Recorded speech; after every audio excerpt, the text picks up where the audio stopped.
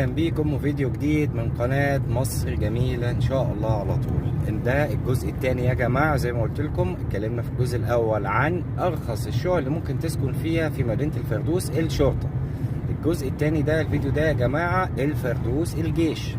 اتفقنا زي المرة اللي فاتت الفردوس متقسمة ما بين الجيش ومدينة الشرطة. احنا دلوقتي داخلين الجيش. الفردوس الجيش دي البوابة يا جماعة الداخلية اللي بتربط ما بين الفردوس الشرطة والجيش.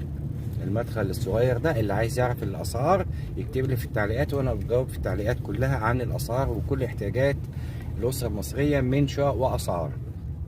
ده يا جماعة ارخص مكان بمعنى الكلمة اللي عايز يسكن في الفردوس الجيش او الشرطة. ارخص مكان